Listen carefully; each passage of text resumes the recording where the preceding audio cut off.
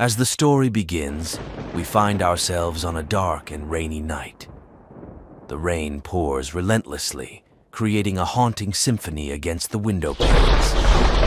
It's as though the raindrops themselves are trying to tell a sinister tale. The clock on the wall strikes midnight, a moment shrouded in mystery.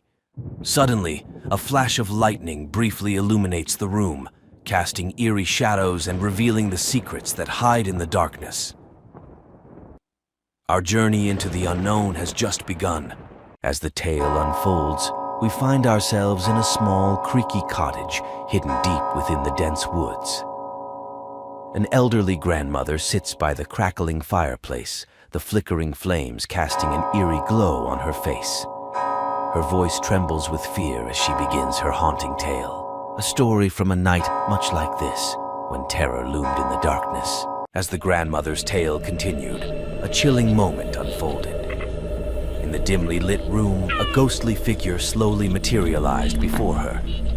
The figure was drenched in rainwater, its form translucent and otherworldly. It let out an otherworldly scream that sent shivers down her spine, a haunting encounter that defied the realm of the living.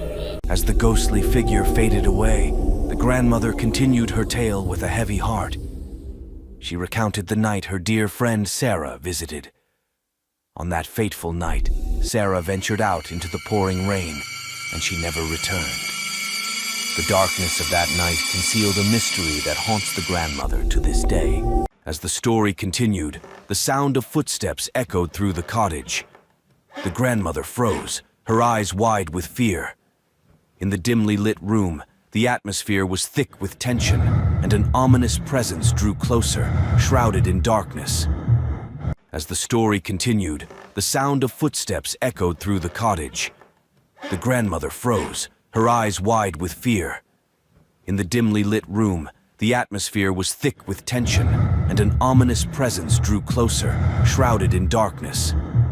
With trembling hands, the grandmother made a fateful decision.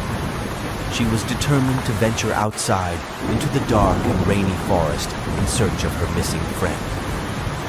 The room was dimly lit, and her heart pounded with a mixture of determination and fear as she prepared to confront the unknown.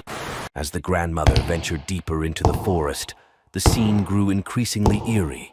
The path was transformed into a muddy nightmare by the rain, and the darkness seemed to cloak everything. Her flashlight revealed eerie shadows dancing among the trees, and the atmosphere was thick with suspense and mystery. Suddenly, as the grandmother continued her journey through the dark, rainy forest, the hoot of an owl pierced the silence. The atmosphere was heavy with suspense, and a shiver ran down her spine as she realized she was not alone in this eerie wilderness. As the grandmother continued her search in the eerie forest, an unexpected figure emerged from the darkness. It was not her friend Sarah, but something far more sinister.